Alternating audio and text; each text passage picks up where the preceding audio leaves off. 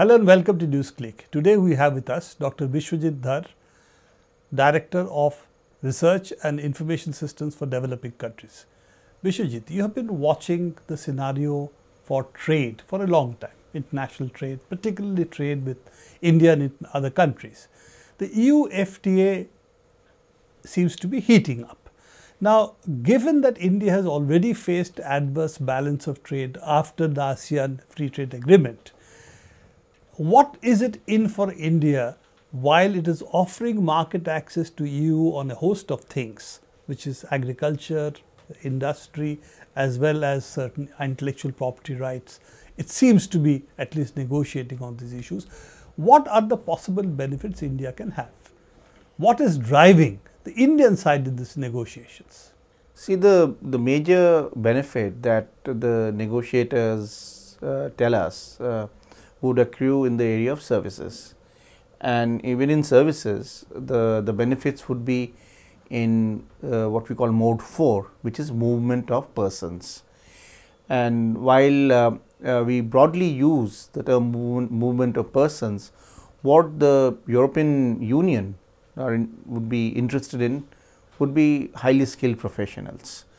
So it's really a small section of the workforce, which is providing services, which would expect some gains, getting better market access. So this is really then the upwardly mobile Indian workforce, in that sense, the software professionals, engineers maybe, who would then get market access by being able to go and work there. But this is really the top maybe 5% of the Indian people. The 95% who are working in fields, agriculture and industry would be facing an adverse trade scenario. That's the concern, because see, agriculture, which still the rural sector, I would say, agriculture and the other allied sectors still employ about 2/3 of the workforce, and agriculture being the hub of that. Now, agriculture is going to get hit, because one of the problems with a bilateral free trade agreement is that the rules which are included in the WTO negotiations, in the WTO disciplines, those are not included in the FTA. And particularly you are talking about, when you talk about agriculture, this is agricultural subsidies. Now, as you know that the European Union, along with the US, they are the largest providers of agricultural subsidies, and we have been really struggling in the WTO to get these countries, and particularly EU, which is the largest provider actually of agricultural subsidy, to bring their subsidies in some kind of a discipline, so that these subsidies do not distort market prices. So what I mean is that that these subsidies are making their products cheaper, and this gives them two advantages. One is that they can sell below international prices, which is that they can indulge in dumping. If there is even a little bit of tinkering with agricultural tariffs, then these cheaper products can actually find their way into Indian markets. And so what you are saying is, effectively they will retain their subsidies, that will not be touched, and we will open our markets to such subsidized products. So the effect on the Indian prices and the farm sector can only be negative. This is what Amul has also raised regarding dairy. That is right. Is basically going to be dumping of subsidized milk products into Indian market and affect 80 billion farmers. No, that is right. See, what we have been arguing I am just trying to contrast what we are doing in via this bilateral free trade agreement with what we are doing in WTO. In the WTO, see, our negotiating position is very clear. We said that we are not going to touch tariffs unless the large subsidizers, they reduce their subsidies. So there was a trade-off, so you are looking at a trade-off, and that would have left us given us a certain amount of comfort. But here what happens is that the subsidies would go scot-free. I mean, it's not open for discussion in the FTA? It is not being discussed in the FTA. And so here we are only talking about these market access issues between tariffs, and we do not know as yet, because there is the discussions are taking place behind these closed walls. That's an additional issue. We do not, not, complete exactly. So we do not know what is involved. So what I am going to say is mere conjectures. But given the fact that in the WTO, where things are more transparent, there has been a considerable pressure on us to bring down tariffs on agricultural products. I would think that the same kind of pressures would have been put on us here. So agriculture is one big issue of concern, where you are essentially seeing subsidized European products could come into the Indian market, affect the Indian farm sector. That is right. That is right. That is one part. That is right. When it comes to the industry, automobile sector has already raised issue. Absolutely. That Indian relatively buoyant automobile sector, which has seen relocation of a number of automakers from Europe into India, now is poised for also getting hit, because they are talking about reducing tariffs from imports from Europe. So how do you see this? No, and in auto, the reduction in tariffs that we are talking about will be substantial, because at this point a new car attracts an import duty of close to 100%. And we are talking about whatever leaks have come out. We are talking about some kind of tariffs coming down to something about 30%.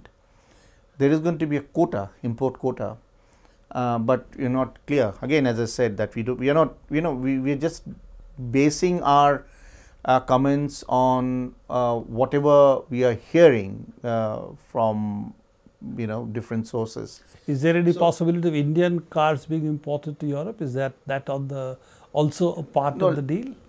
Well, we are exporting our small cars to Europe in some countries, particularly the erstwhile Eastern Europe, who are now members of the European Union. But what is important to see is that we are importing from the EU already the high value cars, BMWs, the Mercedes. Exactly. So in terms of volume, it's not much, but being high value, the total import bill is already very high. And in contrast, what we are exporting are these cheap cars. So already there is an adverse balance that we are seeing, So this is going to be even exactly worse. And what the European Union has been arguing is in terms of numbers, but the numbers don't mean a thing, because the average price of imported cars is almost 3 to 4 times, or maybe even 5 times or 6 times than the cars that we are exporting to the European Union. So there is a, they are fudging these numbers, and they are not talking about the values. And what concerns me is, in the auto sector is the only sector which has developed in India after post-liberalization. There is an industrial growth in automobile Exactly. sector, while most of the sectors have either stagnated or gone down. And what is interesting is that this is a sector in which the government of India till now has followed what we would call a classical industrial policy. They have given adequate amount of protection, and behind that protection, you've seen now a buoyant industry come up. And as you said, that most of the major manufacturers have relocated here.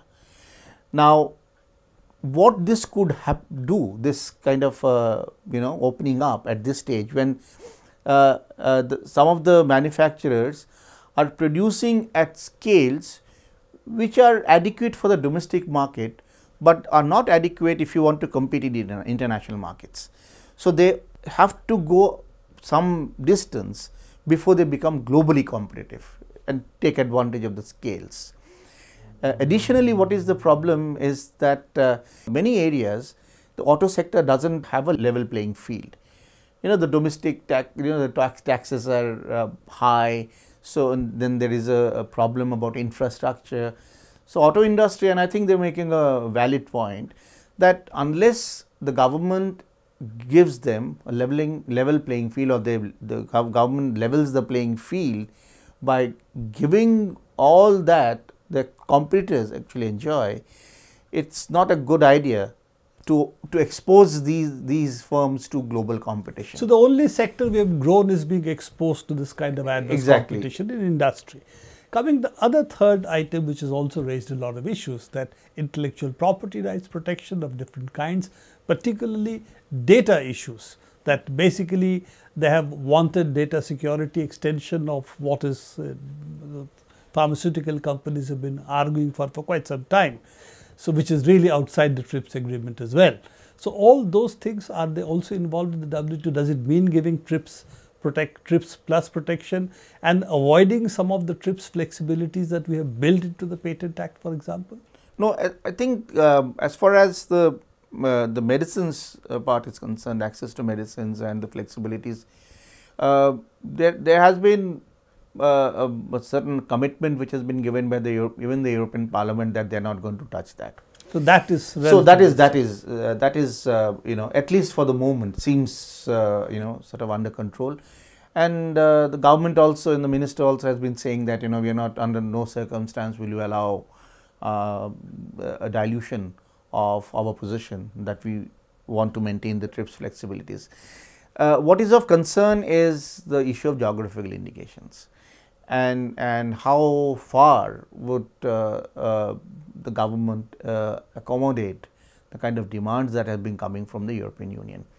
Now, here again there is an issue that has been raised by Amul, because some of these the so-called indicators that they have been using are in you has raised certain objections, and some varieties of cheese that they have been selling.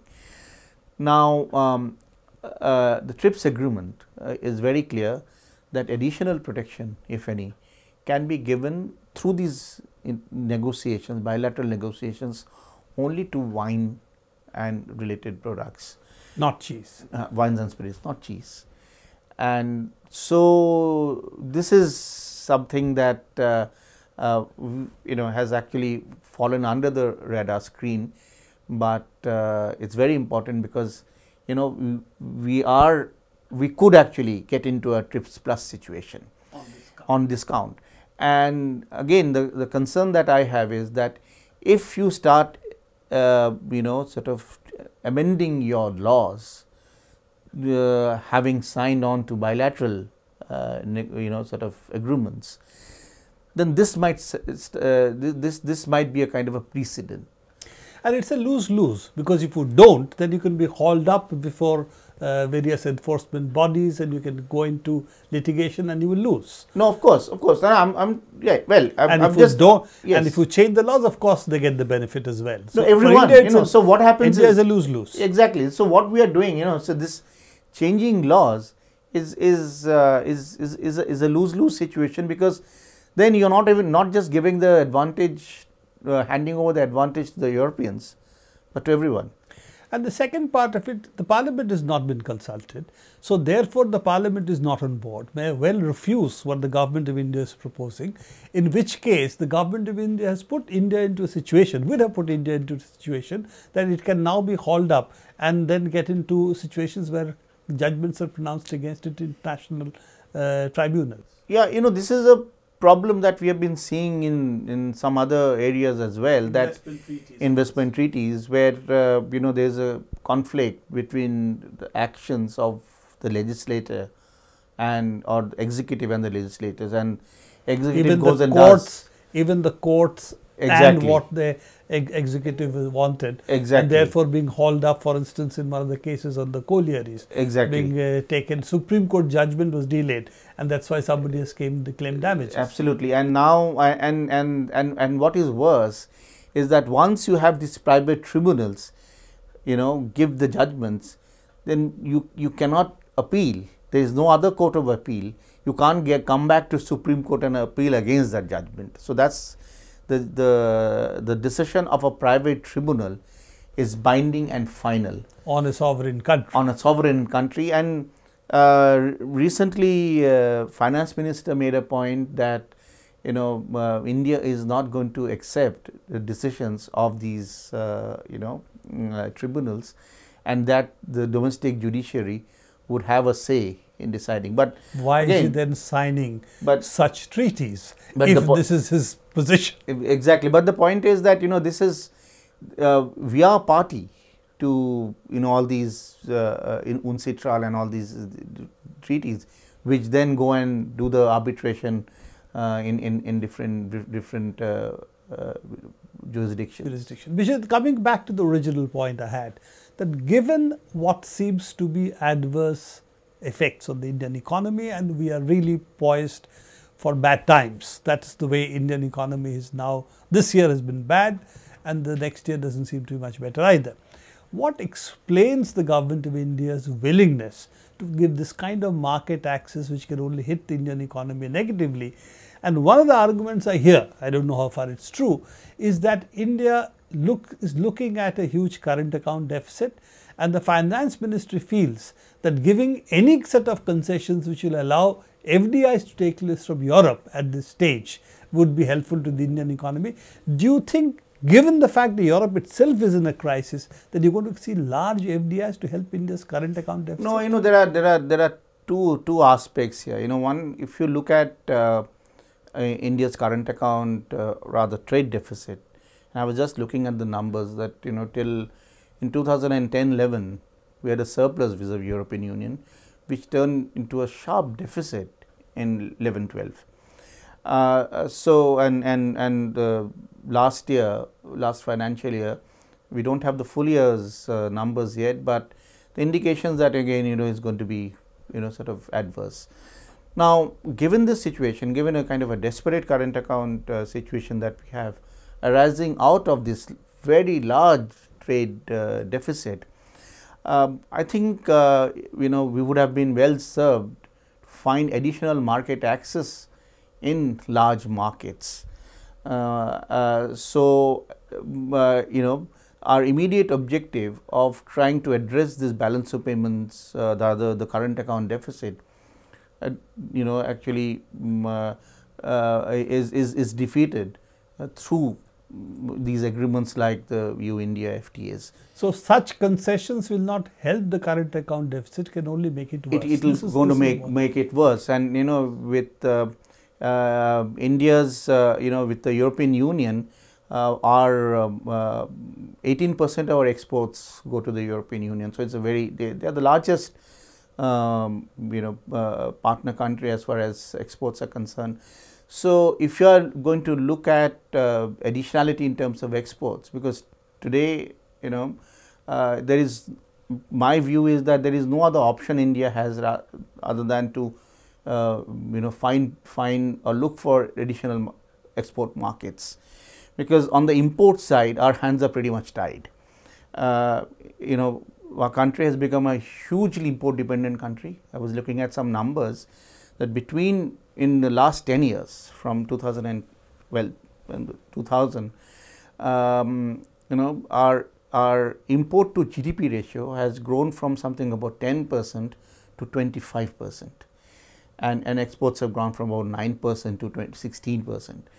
And if you look at the major emerging economies, India is the only country where in which the import to GDP ratio has actually grown. Even countries like Indonesia and all, their import to GDP ratio have actually fallen. So, the kind of policies that we are following has led to this kind of an import dependent situation, and so it's a structural issue.